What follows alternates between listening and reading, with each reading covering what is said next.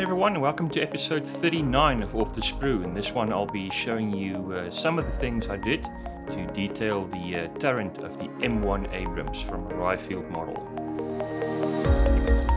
In the previous video we did an unboxing. I showed you some of the sprues and some of the features of this kit, and in this one I'll be dealing with two main things. First is the breech of the M1A1's main gun.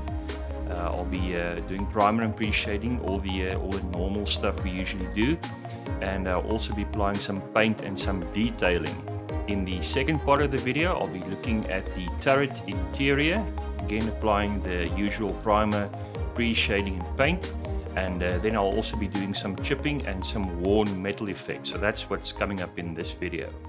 The business end of any tank is the main gun, and in this kit it's beautifully molded actually as tubes. It's not the usual halves that one has to glue together, and really the detail on this kit is absolutely magnificent. The turret itself exists of 3 or 4 different pieces, same with a breech block. Once everything is assembled it looks like this. The breech and the main gun barrel, and of course this will fit into the turret a bit later. To prepare this for paint I apply the usual black primer from Vallejo. I really love this primer and I use it for basically everything I build. It goes on very smooth. This is the result, nice and smooth, and this is now ready for some additional paint and detailing. Now in this reference picture you can clearly see the breech itself is black and the rest of the barrel is a white color, and you can see there's a significant amount of chipping on the white paint of the turret interior.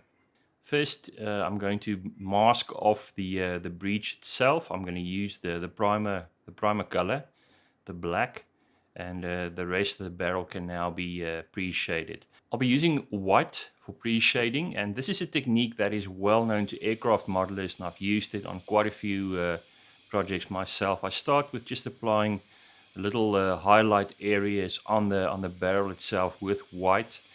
In this case I also experimented a little bit. I added some yellow just to see if I can get some warmth into the resulting color, but eventually I think I'm just going to stick with black and white. The interior color I chose is insignia white. I try to avoid pure whites and pure blacks because they simply don't look realistic, and this is now very carefully applied with the airbrush, also trying not to kill the pre-shading. Once this is done the masking can be removed, and this is the result. Certainly liking the look of that, but it looks factory fresh, so some detailing will be required. The visible portion of the gun barrel needs to be a metallic color, as you can see in this reference picture, and I'll be doing this by hand with a brush using gunmetal gray, and this is carefully now painted in by hand with a fine brush. That's the result. Certainly happy with that, and we can move on. As a wash, I'm going to use neutral wash, a grey color from M1A1, and of course this being an enamel product, it can be thinned with odorless thinner. This is applied with a brush. You've seen me do this a couple of times on different models. And while this is drying, we can move on to some dry brushing. First neutral grey on all the black parts. This is applied with a dry brush. I need to find a better word for that brush. And we'll also be applying some pigment, in this case gunmetal pigment. You can also use graphite from a pencil if you don't have this specific pigment. And this is applied to all the raised detail as well as the interior of the barrel, just to give it that nice metallic shine.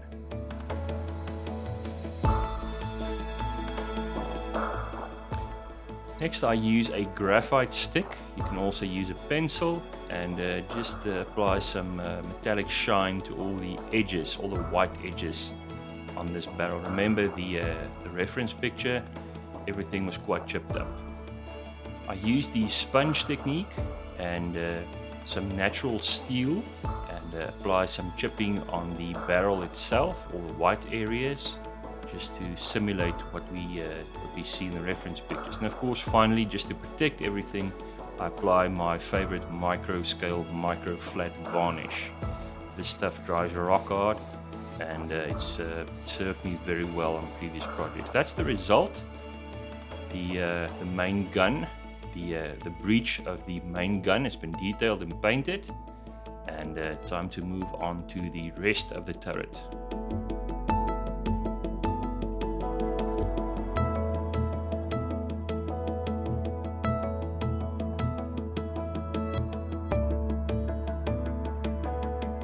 Guys, now I'm very fortunate to have the assistance of an actual US Army tank crew, M1A1 tank crew, and the loader very kindly assisted me with some very valuable information on the interior, the floor plate, as well as the color. And it's interesting that the color was chosen to, as he says, to see leaks both in hydraulics and people. So that's why the interior is painted white. If you want to build better military models, speak to the veterans. They're out there. These guys spent their youth training on and operating these weapon systems. Some of them went to war in it, and they are a fantastic source of information for any scale modeler. In my own experience, if you are polite and respectful, and if you ask the correct questions, these guys will be happy to help you. So back to the interior, we can see this interior is very chipped, especially around the floor areas, and that is something I'll need to replicate in my turret itself. You can see this is the assembled turret. I added some diamond plate floor plate that was missing from the kit. I used some floor plate anti-slip from Voyager model, and through the use of simple paper masks, I was able to cut out the correct shapes, and this nicely fit into the floor of the Abrams turret. Also, interestingly, I found that a standard Miller beer bottle is the correct diameter, and these little mesh screens by the side need to be bent, and the bottle provided the exact diameter to accurately bend these screens to shape. So there you go, use things from around the house.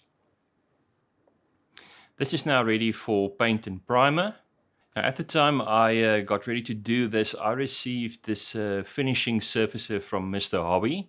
I've heard very good things about it, and this is my first time trying this product, and I must say I'm very impressed. One of the things I discovered is that one shouldn't skimp on the special leveling thinner. Thin this down because the surfacer by itself is quite thick, so do thin this substantially before loading it into your airbrush. This is sprayed onto the surface in the normal manner, and I must say I'm very pleased with the results I got. This is my first time using this. I'm used to using the Vallejo primers, and this is certainly worth looking at for future. It does what it says, levels the entire surface and prepares it for paint. Next, just to do some chipping, I applied some alclad steel to especially the floor areas, the lower areas of the turret that shows the most wear. There you can see the result, and this is now ready to take a chipping medium. I chose the one from Vallejo that I know well. This is a water-based chipping medium, which means it's very easy to work with. The dilution ratio is about 1:1, so 4 drops of Vallejo chipping medium, followed by 4 drops of ordinary tap water. Make sure you mix this properly, and this is then loaded into the airbrush. The next step is to spray this onto the floor area in an even coat and to let it dry. Next up, I'm going back to my insignia white, the interior color, and I now very carefully start spraying the entire turret surface with this, spraying from the top down to maintain some of the shadows of the black. You can see that's the result. Certainly happy with that. It went on beautifully on the surface. Now, to do the chipping, first apply some water with a brush to the surface, And next I take a hard bristled brush and I start scratching up the surface. Now this is not something that you rush. You won't peel off all the paint in one go unless you've got the chipping medium ratio wrong. So keep on going until you've got a realistic looking chipped paint effect. To round this off, I'm using gunmetal pigment from M1A1. You can also use ordinary graphite, and using a cotton bud, this is now polished onto the all the raised detail and all the edges, just to give it that nice realistic metallic shine.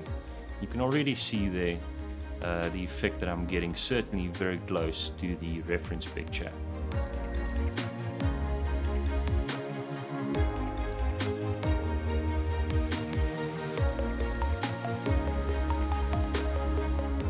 Guys, so this is it for the main gun and the first portion of the turret interior. Of course, I'm not done with this. There's still plenty of components to add, all the instrumentation, the seats, and that's something I'll cover in the next video. This is a list of all the paints and all the hobby products that I used, available from all good hobby shops. And as always, follow me on Instagram. I'll be posting regular updates on this project there, and hoping to see everyone in the next video.